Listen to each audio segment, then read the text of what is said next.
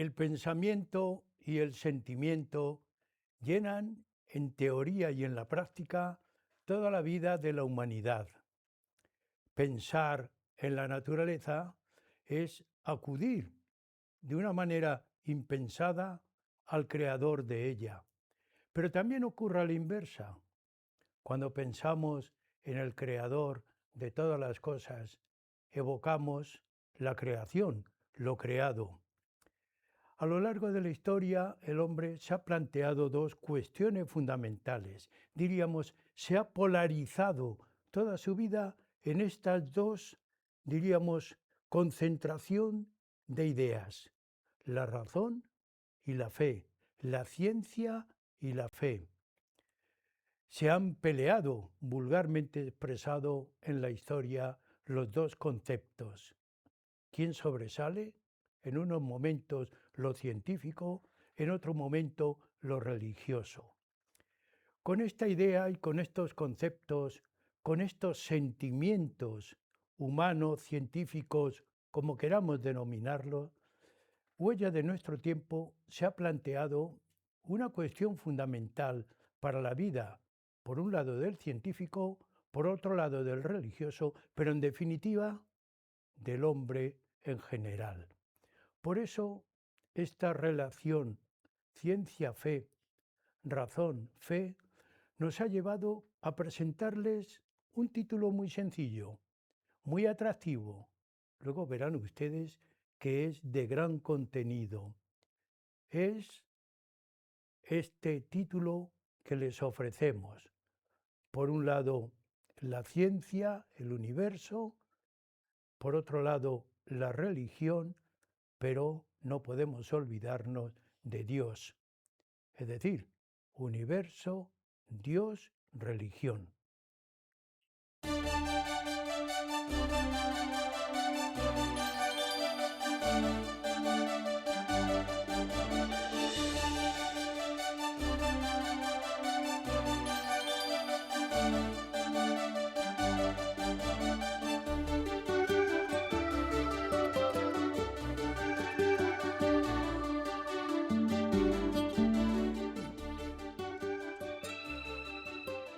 Universo, Dios, religión. Tres conceptos muy amplios, tan amplios que cada uno de ellos podía producir una sesión explicativa. Sin embargo, vamos con nuestro invitado a expresar fundamentalmente esos dos bloques, conceptos fundamentales de la vida, del sentimiento y del pensamiento del hombre, la ciencia y la fe. El tema muy atractivo, amplio, se concretará todo lo que se pueda, pero en el fondo tiene una gran, diríamos, una gran enjundia humana, porque pensar en Dios, pensar en la creación, ya lleva a su, diríamos, su gran tema. Como siempre, un especialista en el programa. Se trata, en este caso, del doctor don Francisco González de Posada. Siempre a nuestros invitados le decimos casi la misma fórmula. Bienvenido al programa. Así que, nuevamente, bienvenido al programa. Muchas gracias, es un placer. Don Francisco González de Posada es un miembro de la Cofradía de Número, de la Cofradía Internacional de Investigadores de Toledo, una persona, un cofrade que da vida donde va, da vida donde está.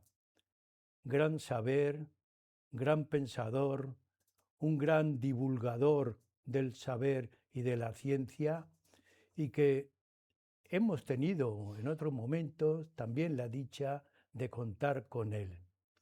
Hoy nos va a hablar del universo, pero don Francisco González de Posada nos podría hablar de muchas cosas, porque es doctor en ingeniería de caminos, ingeniero de caminos, pero además es doctor en filosofía, doctor en medicina, en filología, en historia, en teología.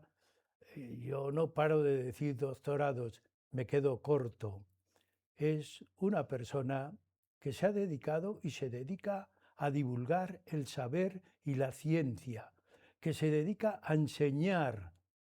Fue profesor de física y además, en un momento de su vida, allá por el año 1984-86, rector de la Universidad de Cantabria. Yo podría estar el tiempo del programa diciendo cualidades y diciendo características fundamentales de nuestro invitado, pero prefiero preguntarle. Así que por ese motivo, a don Francisco González de Posada, yo le voy a hacer una primera cuestión fundamental. Hemos estructurado en 3 grandes bloques el programa: universo, Dios y religión. Cuando hablamos del universo, los no científicos y los menos experimentados casi nos perdemos. Y casi nos tiene que llevar de la mano los científicos diciéndonos, ¿pero qué es el universo? ¿Qué es universo? Para centrar la cuestión acerca del concepto, la concepción que tenemos de universo, válida desde el comienzo del pensamiento al que te referías, querido Andrés, ¿no?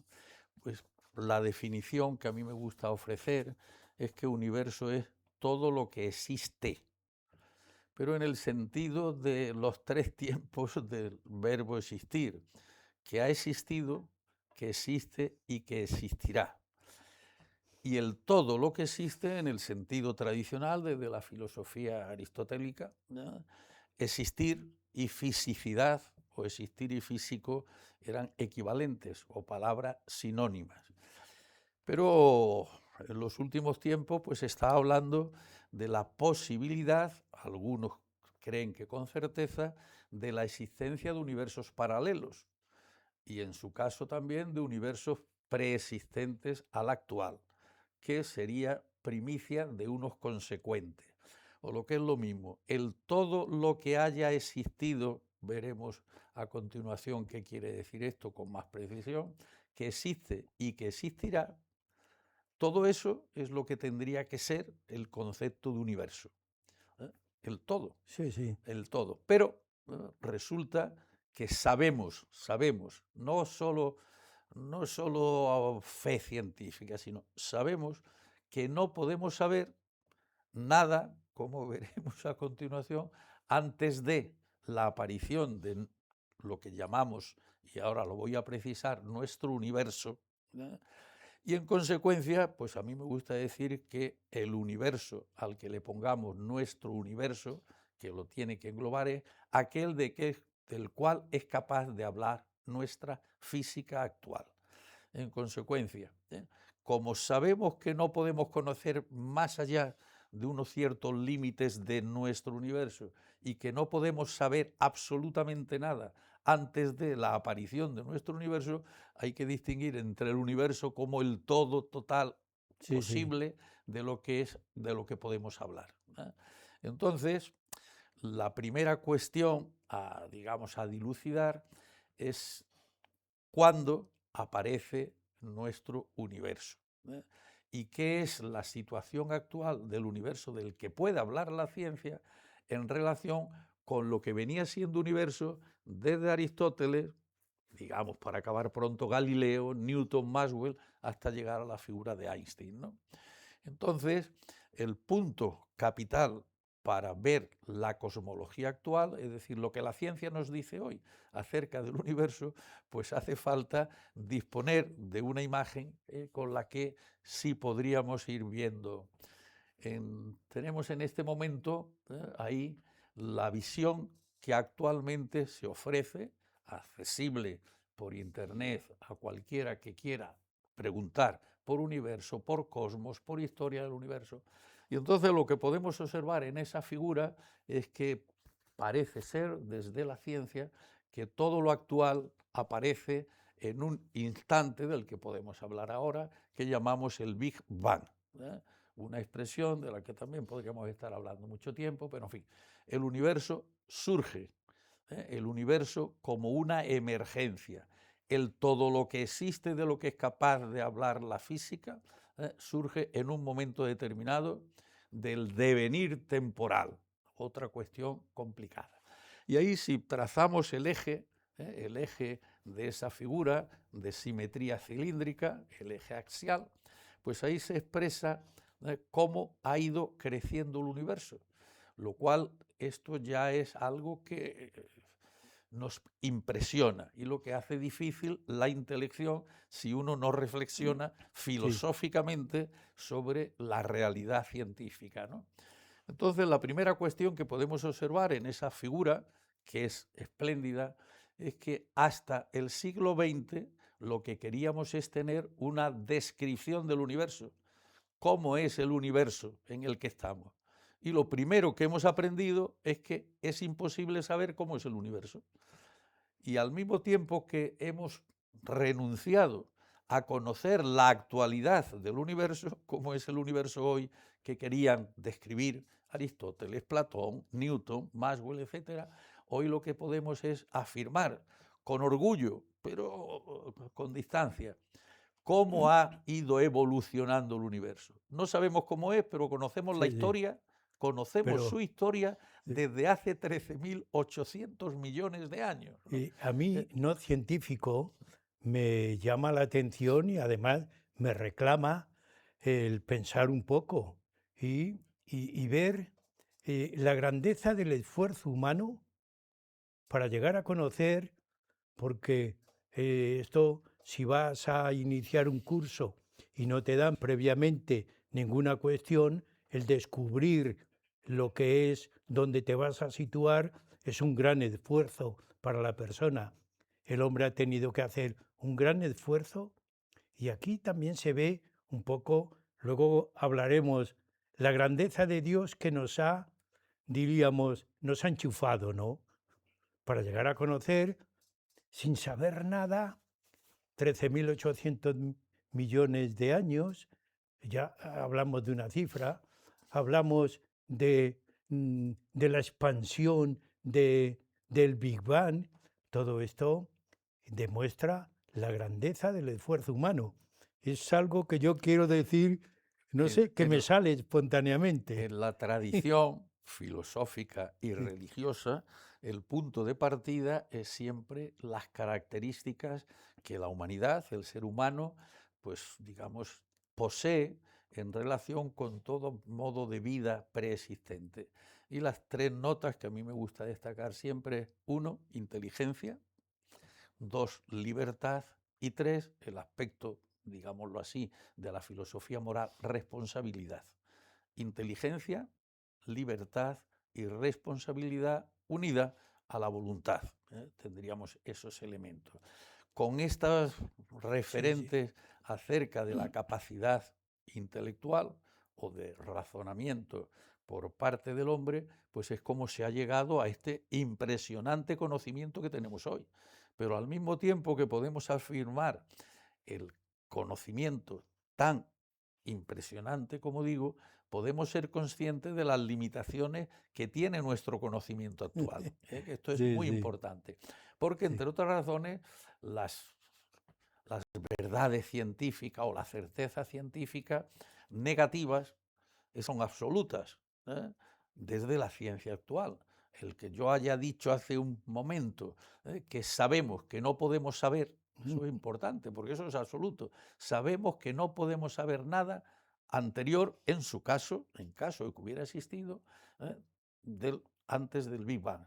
Y al mismo tiempo sabemos que no podemos saber, no llega a nuestro conocimiento a los límites de nuestro universo, no siquiera de esa concepción general para posibilitar otras existencias de otros universos, ¿no?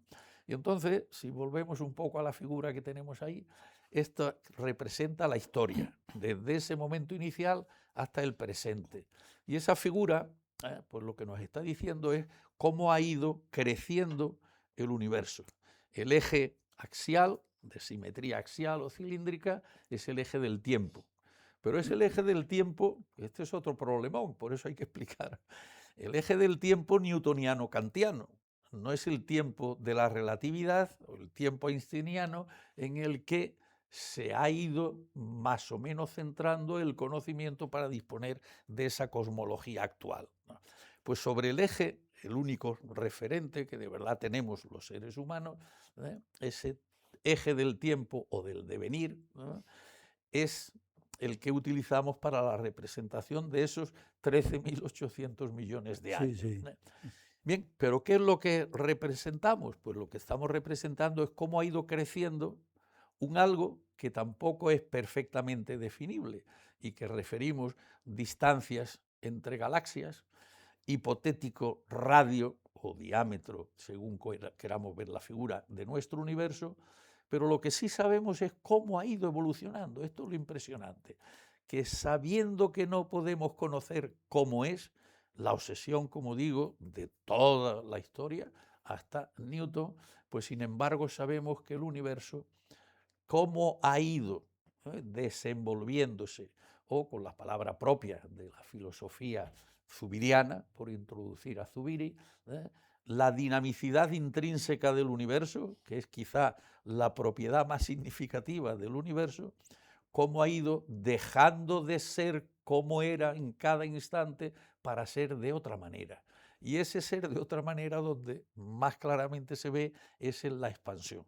Hoy no tenemos ninguna duda científica de que el universo está no solo expansionándose, creciendo, sino además de manera acelerada, que esto es, digamos, la culminación de la visión que acerca del universo tiene hoy la ciencia. El universo está en expansión. La pregunta, claro, es ¿y hacia dónde? ¿Hasta cuándo? ¿Cuál es el momento Sí, final? sí. ¿Se destruye? Bueno, pues, y dentro de todo este proceso de su dinamicidad, o todo este proceso fundamentalmente de expansión, es en el que se están produciendo las sucesivas generaciones de distintas entidades. Al principio no existía nada de lo que existe hoy. ¿eh? Nada, nada. Y sin embargo, pues el universo ha ido generando primero lo que llamamos partículas elementales de muy diversa naturaleza. Ya logró en un momento determinado que lo que llamamos núcleos pudieran captar electrones. Una vez que la densidad de energía del universo era menor, ya los electrones podían ser captados por núcleo. Núcleo que era el protón, el hidrógeno.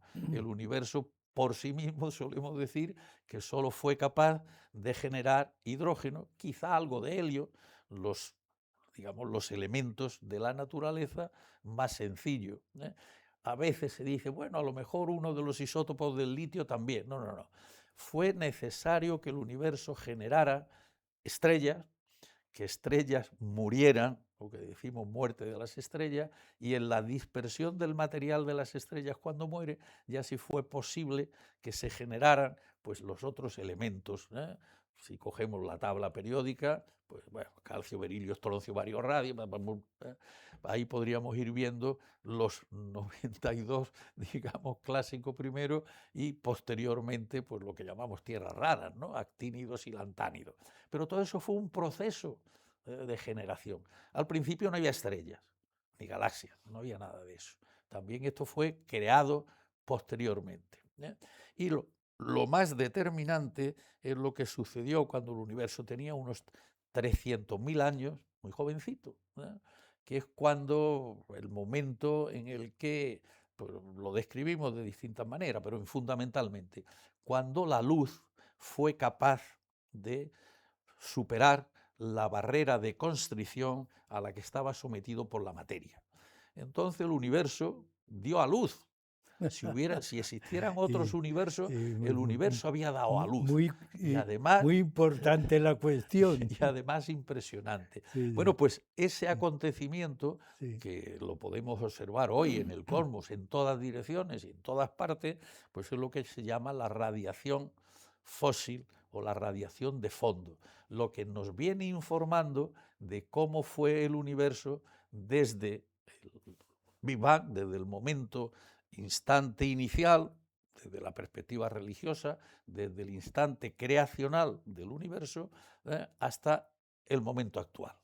Esa radiación de fondo pues es la mejor imagen o lo que nos está facilitando el mejor conocimiento de esa historia primitiva del universo, donde sabemos, creemos saber, tendríamos que decir, pues cómo ha ido funcionando el universo también, ¿no? Y no solo desde ese momento hasta hoy, que nos resulta ya más fácil, Claro. más Y familiar, ¿no? acabas de decir, continúa la expansión y continúa Y de manera acelerada.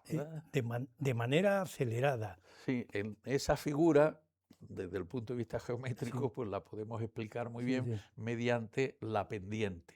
La pendiente de la recta, la pendiente de la curva externa, o en esta otra menos, porque esta otra figura lo que nos está diciendo es cómo ha ido cambiando la naturaleza intrínseca de los integrantes del universo, cómo en su historia el universo pues ha ido generando, como hemos dicho, distintas clases de partículas, distintas clases de materia, hasta llegar a ese ser, que es el ser humano inteligente, que, digamos, habita hoy un planetita, un nada, dentro del sistema solar, que a su vez es todavía Nada. muchísimo menos dentro de nuestra galaxia, y nuestra galaxia es una entre miles de millones, ¿no? O sea, la conciencia que el hombre ha debido y debemos ir adquiriendo de lo nada que somos en el universo, porque es nada el planeta y es nada el Sol, pero lo es todo para nosotros. Entonces depende de que nos situemos como científicos ante el universo o como poseedores y por tanto responsables del tratamiento que le podamos dar también a nuestro planeta Tierra, ¿no? Claro que aquí sí podríamos conectar con el aspecto, digamos, propiamente religioso Sí. de la responsabilidad del Es, ser humano ante la sí, es creación. que no tenemos más remedio, ¿eh? Los no científicos y aún los científicos, porque tampoco el científico es el poderoso, es posiblemente el descubridor y hasta podríamos decir el gran imaginero, ¿no? Que, se, que imagina, que imagina y nos traduce todo lo que imagina, pero se hace referencia a la divinidad inmediatamente. El que viene. Bueno, el tema, Es- como muy bien has dicho en la eh, presentación, el tema, la mm, relación ciencia-fe, no se ha llevado tampoco muy bien a lo largo de la historia. sí, sí, No, no nos engañemos. Desde luego lo que sí, y yo lo afirmo con absoluta rotundidad, es que no deberían ser de ninguna manera incompatibles, contradictorios, enfrentados, no. Y eso se debe precisamente, los enfrentamientos, a la sinrazón, la pongamos en el ámbito de lo científico o la pongamos, como es más lógico desde una perspectiva sociológica, en el ámbito de las religiones, ¿no? Sin venir a cuentos, podríamos decir. Porque si aceptamos esa definición, esa predefinición del hombre, de que es inteligente, de que es libre y de también que es responsable, pues hombre, Dios, esto ya se planteó en tiempos de Galileo, ¿no? Dios tiene que sentirse muy feliz si sus criaturas sí, sí, nos ponemos a estudiar su obra, que es el universo. Entonces, desde esta perspectiva, sí, sí. yo no puedo Una entender idea preciosa, las tensiones, no las puedo entender. una idea preciosa. Por eso los Sí, numerosos grupos de ciencia y fe que se están creando, pues, hay siempre un trasfondo de querer afirmar que por parte de las, hablo en plural, que por parte de las religiones no ha habido problemas, ¿no? Los problemas solo pueden estar desde esa visión del universo, solo pueden estar en las religiones. Desde el punto de vista científico puede estar el problema en si se acepta o no sí, sí, la divinidad, si se acepta o no la creación y sobre todo el problemón, si Dios actúa o no actúa en el universo. Claro, esa ya es otra cuestión. claro. Desde mi perspectiva, carece absolutamente de sentido. Y lo único que hay es que reconocer cómo se ha desarrollado ese problema en la historia. Y ya está, nos hemos equivocado desde el punto de vista religioso, pues nos hemos equivocado. Dejemos ya eso pendiente y no le demos más Claro. vuelta, ¿no? Eso Es es un decir, poco. que lo mismo que el hombre tiene capacidad para descubrir la ciencia, también su pensamiento puede descubrir el otro pensamiento. Bueno, no solo Esto, descubrirlo, la perspectiva o, o- actual, o por lo menos eh, aceptarlo, ¿no? esto de lo que estamos Sí, hablando, sí. pues es la visión más positiva de que la religión puede, digamos, complementar y asumir de la ciencia. El universo de Newton era un universo infinito. Si el universo es infinito en el tiempo, es decir, desde la menos eternidad hasta la más eternidad, aparte de ser infinito espacialmente, claro, eso entra en contradicción flagrante, ¿no? Con la noción, con la noción de la eternidad De- de ese ser creador a que podemos llamar Dios o hemos venido llamando Dios desde la perspectiva filosófica, el Dios de los filósofos, ¿no? Al margen de la fe. Bueno, pues hoy lo que tendríamos es que hablar del Dios que se puede construir desde la perspectiva actual de la visión del cosmos. Ese conjunto de propiedades, ¿no?, de Dios eterno, eso no se podía haber hecho con ninguna de las cosmovisiones anteriores. Claro, cuando se introduce contra Einstein, fundamentalmente desde el punto de vista científico por Edwin Hubble, ¿no? Y desde el punto de vista religioso por Georges Lemaitre, un sacerdote belga, que fue un gran matemático y un gran cosmólogo. Entonces, el momento creacional al que se llegaba desde las soluciones matemáticas de las ecuaciones de Einstein, ¿eh? Eso fue en parte muy importante obra de este sacerdote católico que finalmente logró convencer a Einstein para que Einstein se creyera las consecuencias de su propia teoría de la Si relatividad, te ¿no? parece, llegamos a la mitad del programa, lo dejamos ahí y seguiremos porque el tema apasiona. Amigos, estamos en el programa Huella de nuestro tiempo, hoy hablando del universo, de Dios y de la religión. Un pequeño descanso y seguimos con ustedes. Hemos llegado...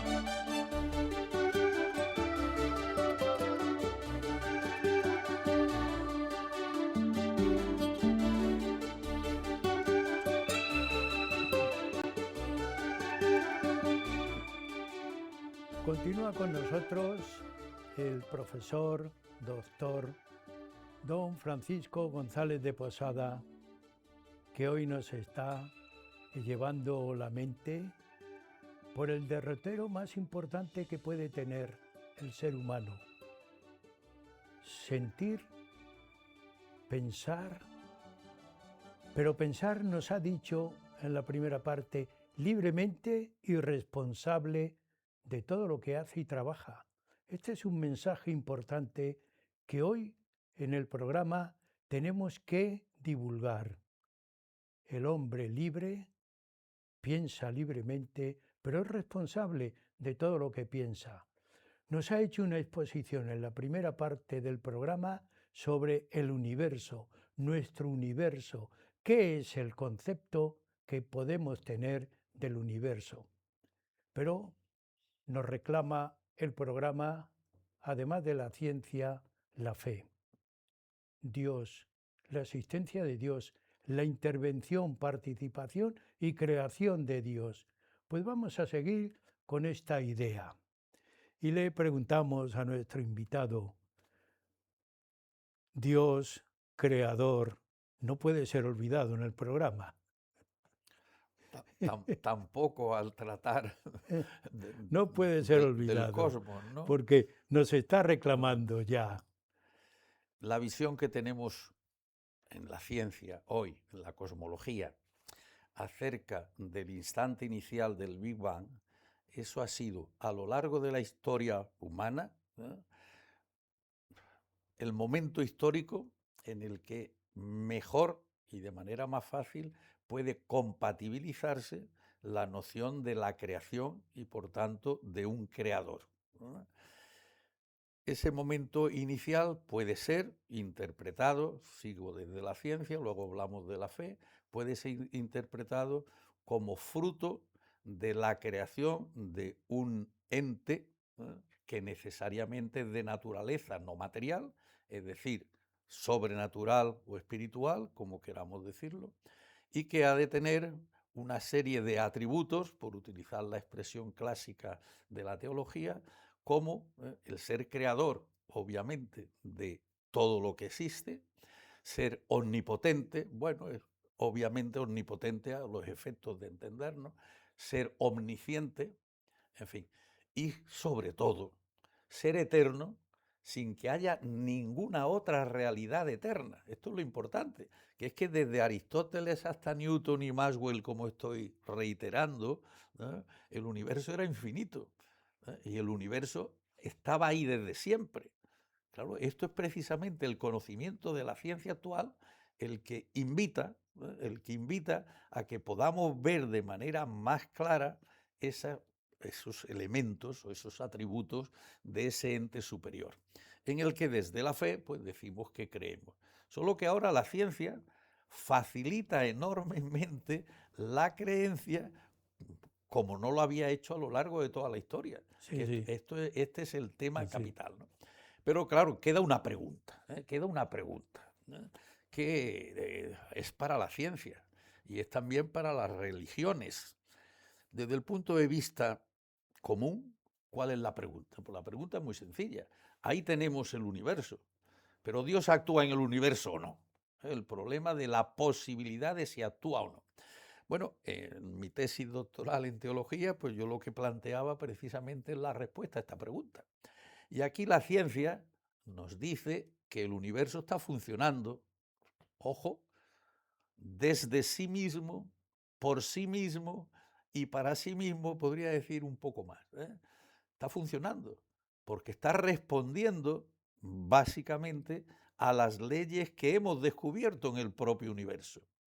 En consecuencia, ¿Dios actúa en el universo o Dios no actúa?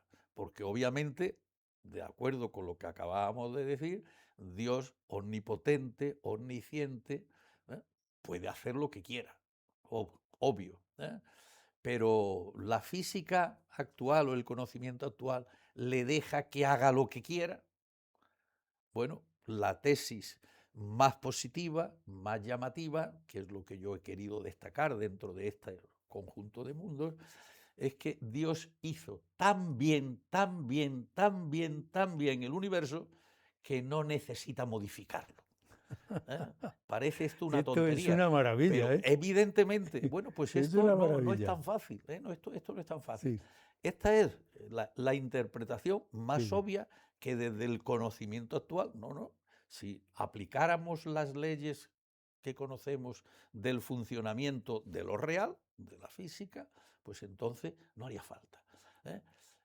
La otra, la tradicional, de si Dios hoy actuara en el universo, es decir, fuera contra las leyes de la física, estamos hablando del universo, no de lo que puede resucitar, la relación de Dios con el ser humano, que ese es otro problema que dejamos para otra ocasión si quieren, ¿no? Sí, sí. No, en el universo. Si ahora, desde la omnipotencia de Dios, Dios quisiera, esto es una metáfora, ¿eh?, si Dios quisiera que desapareciera el sol, pues desapareceríamos todos los seres humanos, obviamente, en el mismo momento, un poco antes de que acabara de desaparecer. Pero en ese momento dejaríamos de estudiar física, Sí, ¿eh? sí. Si se queda volando un cuerpo en la superficie en vez de caer, que es lo que tiene por mandato de una ley, presupuestamente, en la perspectiva religiosa, creada por Dios con el universo, pues entonces dejaríamos de estudiar física. Pero sin embargo hay también una salida, y la salida es que en física disponemos también hoy de eso que llamamos mecánica cuántica, física cuántica, etcétera, ¿no? Es lo que se ha introducido como conceptos científicos también, lo que llamamos probabilidad de distintas soluciones o de distintas manifestaciones. Y no solo probabilidades, sino de aconteceres no equiprobables, sino unos con mayor grado de probabilidad y otros con menor grado de probabilidad. Eso finalmente podía interpretarse, interpretación, claro, del funcionamiento del cosmos, como algo que se hubiera conservado Dios para, en función de cuál de esas opciones sigue la naturaleza en algunos fenómenos de la microfísica para entendernos, pues podría quedar algo, ¿eh? Pero no. La visión más directa que podemos encontrar, porque a fin de cuentas en eso también tenemos leyes, es que Dios no tiene que estar corrigiendo su obra continuamente, sino que, Esa, esa, sino que ha creado ese es el también, gran pensamiento, perdona, ¿eh? Es el gran evidente, pensamiento. Dios crea no Sí, solo esa entidad energético-material en sí, el Big Bang, sino que además sometiéndolas a leyes, introduciendo eso que llamamos constantes universales, ¿eh?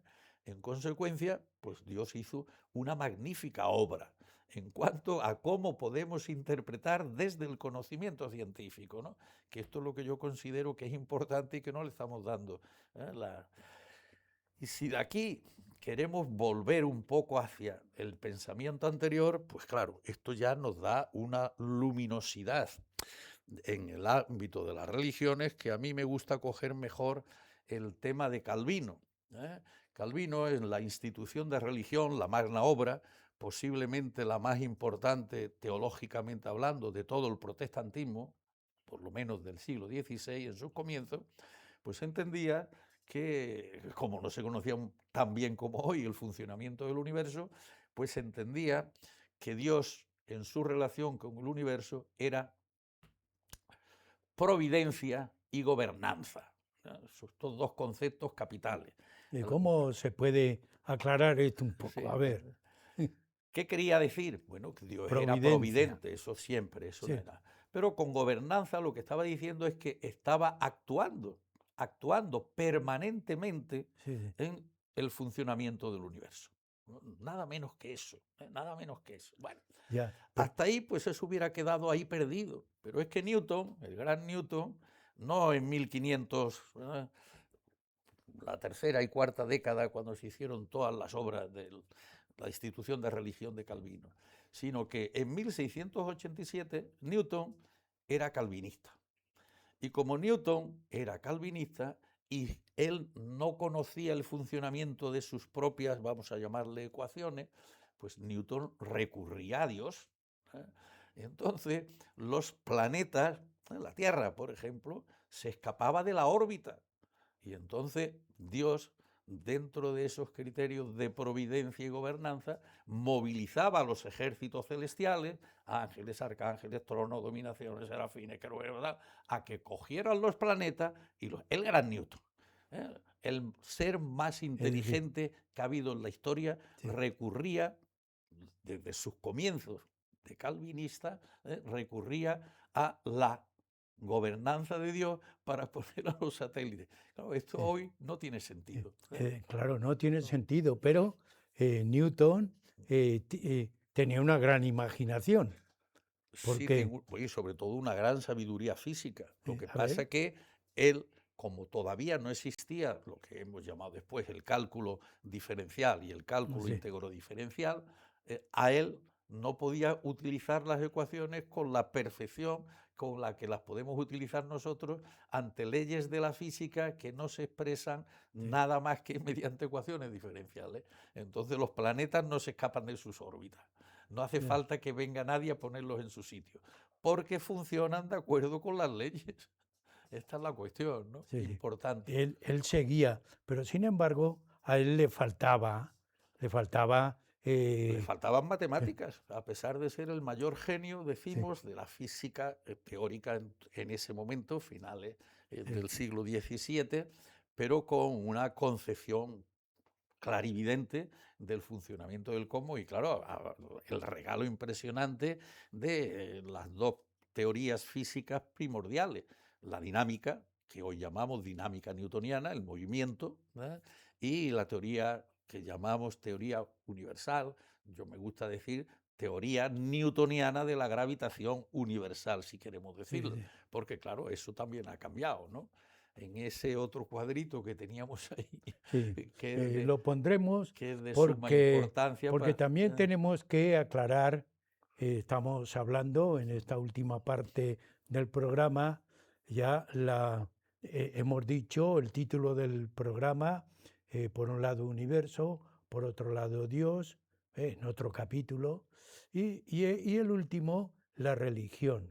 Y aquí nos estamos moviendo religión, ciencia, porque incluso el científico no puede eludir la referencia al ser creador, a la divinidad, aunque vaya buscando otros caminos y vaya complementando por otros caminos.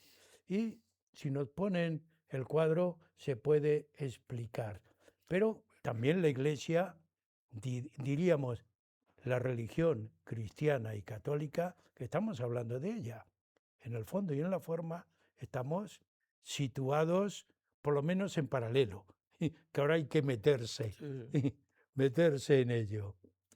Aquí tenemos esta tercera cuestión, la religión. Con Galileo, la religión. Bueno, ¿Qué pasó lo ahí? que llevamos ya varios siglos en las tensiones ciencia y fe, estamos llamando el caso Galileo y seguimos llamando el caso Galileo lo mismo en un ámbito que en otro a algo que se debería llamar de otra manera, ¿no? Cuando en 1616 se reúne el Tribunal de la Inquisición, por darle la denominación general a lo largo de la historia, para estudiar el caso que se estaba entonces pues discutiendo, que a fin de cuentas era el del copernicanismo. Si el universo era geocéntrico, la Tierra, centro del universo, que era la interpretación que se pretendía conservar, ¿eh?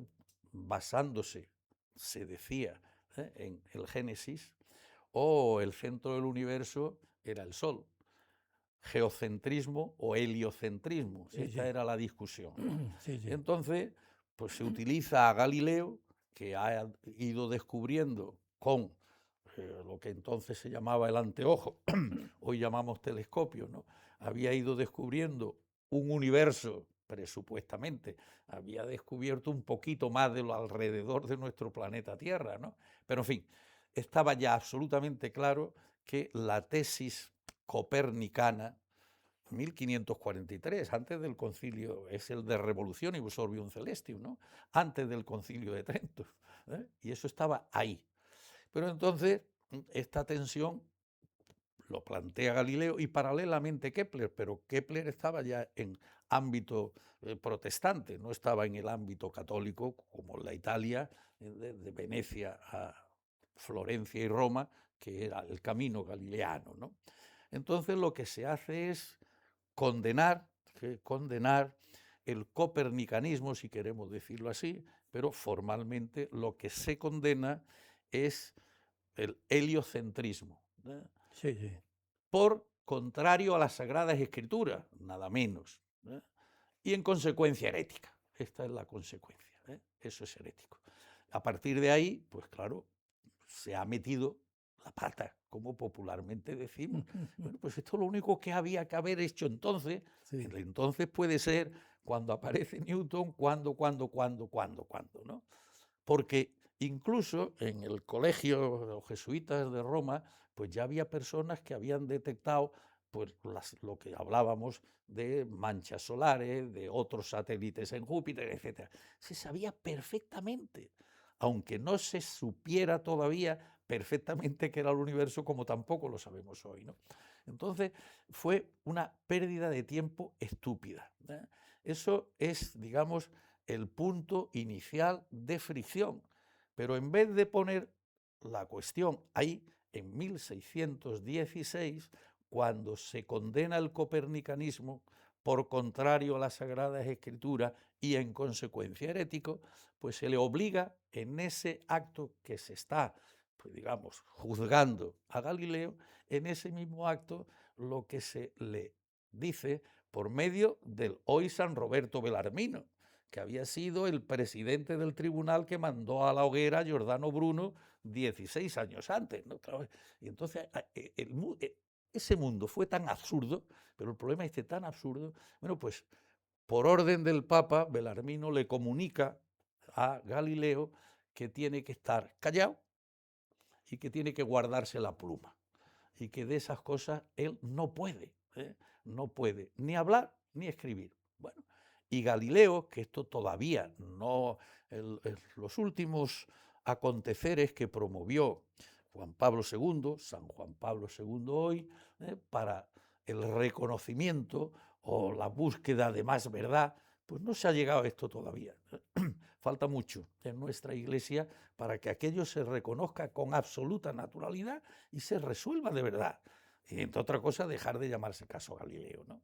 Bien, pues en el año 26, para acabar en el 28, pues Galileo, que cree que el contexto ya es otro, pues escribe. Escribe el diálogo entre los dos sistemas. Y entonces, pues ya cuando directamente van hacia él, lo juzgan y lo condenan, pero eso sí, decimos que le perdonamos lo que había merecido y en vez de llevarlo a la hoguera, lo dejamos cárcel perpetua y encima se le consintieron ciertas posibilidades, ya anciano, ancianísimo y tal, ¿no?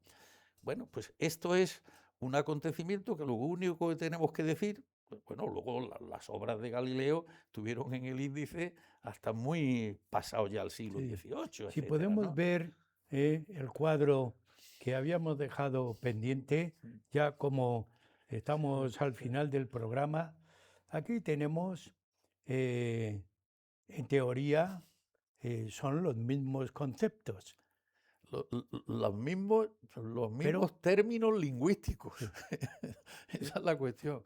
Sí, esto es una representación de la historia que es lo que nos puede facilitar.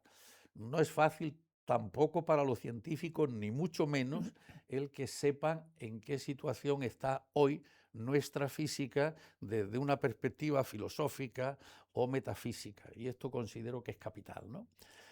Desde Aristóteles a Newton existían, presupuestamente, claro, tres entidades diferentes, ¿eh? El universo era la unión de espacio, de tiempo y de materia.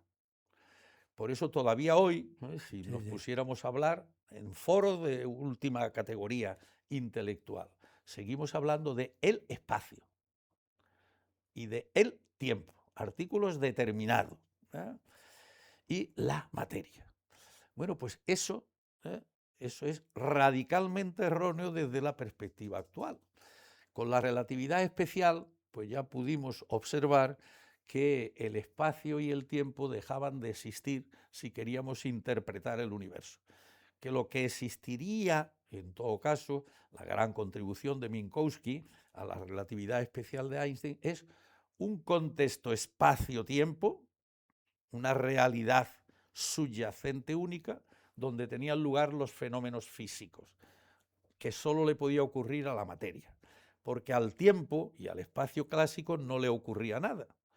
Pues ahora en la visión de la relatividad especial, 1905-1908, al espacio-tiempo como una nueva estructura físico-matemática no le podía ocurrir nada. Pero a la materia sí, le ocurrían fenómenos. Pero desde la teoría general de la relatividad, mes de noviembre de 1915, Einstein nos hace ver que el universo es la única realidad existente con consistencia propia, que tiene propiedades. Pues esto es un lenguaje que yo llevo ya muchos años intentando. La espaciosidad o espacialidad, no el espacio. La temporeidad o temporalidad, ahí podríamos. Y la materidad, para que no se confunda filosóficamente con ninguna visión filosófica del materialismo. Y además la dinamicidad intrínseca a todo. Sí, sí. En consecuencia, lo que eran sustantividades por sí mismas, el espacio, el tiempo, la materia y los fenómenos que le ocurrían a la materia, eso ha desaparecido. El conocimiento actual de la física, interpretado filosóficamente, pero siendo ciencia, es que el universo tiene como propiedades la espaciosidad. Y eso es lo que está sucediendo. El universo está generando espaciosidad, no se está expansionando en un espacio exterior que no existe. Y además, estas propiedades de la espaciosidad, la temporeidad, la materidad, energeticidad, materidad y dinamicidad son propiedades que son mutuamente respectivas. Entonces, hoy, bueno, sabemos hoy desde el primer intento de demostrar la teoría de la relatividad, el ver si la luz se curvaba. Sí. Hoy sabemos que el espacio-tiempo responde a lo que ocurre, o se modifica a lo que ocurre en la energía-materia, y que el espacio-tiempo le dice a la energía-materia por dónde tiene que desplazarse o qué es lo que tiene que hacer, ¿no? Esto, que es así desde hace ya más de 100 años, todavía no hemos aprendido a hablar de que lo que eran sustantividades o entidades independientes de tal naturaleza que el espacio y el tiempo, la intersección, en sentido conjuntista, era el conjunto vacío. No había ninguna posibilidad. Que, Hoy todos son propiedades sí. del universo como única realidad de la que podemos hablar, ¿no? Esto es... Estamos tristemente al final del programa. Digo tristemente porque escucharte y escuchar estos conceptos ponen a la mente, yo no diría en guardia, pero sí en actitud positiva, positiva, para aceptar ideas, para aceptar esos pensamientos que van aclarando la existencia, que en el fondo y en la forma es lo que estamos buscando, la existencia. Por ese motivo, habíamos iniciado el programa, por lo menos con una teoría muy pequeña planteada por mí, ciencia y fe. Estos dos conceptos, diríamos, estos dos antagónicos términos, pero que no tienen que ser antagónicos. ¿Cómo ponemos en estos minutitos que nos quedan, cómo ponemos esto un poco en orden? Bueno, digamos, mensaje para los creyentes. Sí, La visión que nos da hoy la ciencia es la más próxima a las concepciones de fe en un Dios creador con esos atributos a los que nos hemos referido que ha habido nunca. Desde el punto de vista, por tanto, de la religión, no hay por qué tener el menor miedo a la visión que hoy nos ofrece la ciencia. Al revés, lo que hemos dicho antes, si creemos en ese Dios que decimos que nos ha creado también a nosotros con esos atributos personales, humanos, de inteligencia, Dios está muy contento con que estudiemos su universo, lo que estudiemos su qué, obra. qué bien. Que esto se ha planteado mucho a lo largo de esto, en el sentido contrario. En estos momentos se hace con mucha asiduidad, mucha frecuencia, el hacer sondeos entre los grandes científicos si creen o no creen en Dios. Sociológicamente, lo que nos están informando mediante estas encuestas de grandes instituciones mundiales es que al menos el 50%, unas veces nos dicen, este año el 45%, parece que ha crecido, el 48%, el 54%. Pero esos formalmente no creyentes no creen en esos aspectos que desde nuestra religión católica pues entendemos que ese Dios que desde la ciencia física podemos decir que es eterno, que es omnipotente, que es omnisciente, que es creador, y que en todo caso tenemos la duda sobre si actúa o no actúa en el universo, pues sin embargo esa perspectiva es perfectamente compatible con la noción. ¿Qué falta? Lo que falta en la visión científica, claro, es que el mundo de nuestra religión o de las religiones en general es otro. Y es muy sencillo. Es que nuestra concepción de la fe, de Dios, ese que tiene esas características, es que es un Dios personal. Ojo, que esto es muy importante. Y no solo que es un Dios personal, sino que ha decidido, porque Él ha querido, obviamente, y a quien ha querido, y cuando ha querido, y como ha querido, relacionarse con los seres humanos. Que en el caso nuestro, bueno, nuestro del cristianismo y el judaísmo, si queremos decirlo así, pues es que ha querido revelársenos por mediación de las Sagradas Escrituras, lo que en nuestro marco llamamos el Antiguo Testamento, ¿no? Las coincidencias no son exactas, porque Sí, tampoco lo es con el protestantismo, pero esto da igual. El Dios personal, que tiene ganas de relacionarse con nosotros y nosotros de relacionarnos con Él. Y aquí es donde podemos meter ya en conexión con el conocimiento científico ese otro conjunto de cosas donde sí caben perfectamente los milagros. Perfectamente los milagros. Esto siente, esta acción de Dios sobre los seres humanos, sobre nosotros. Y ahí es donde podemos meter perfectamente, perfectamente. Pero esto no es ciencia, esto es el aspecto propio de la religión. Ahí es donde podemos ver el valor de la oración. Ahí es donde podemos ver la creencia en ese futuro, el reino de los cielos celestes, no los cielos cósmicos, ¿no? Y tristemente llegamos al final del programa. Pero bueno, el mensaje está enviado con este concepto de relación de ciencia y fe que nos has expuesto. Así que muchas gracias por tu participación en el programa, por esta exposición tan exhaustiva, tan clara y también dirigida, porque nuestra mente ha estado dirigida por ti. Así que muchas gracias. Y también a ustedes el gran mensaje.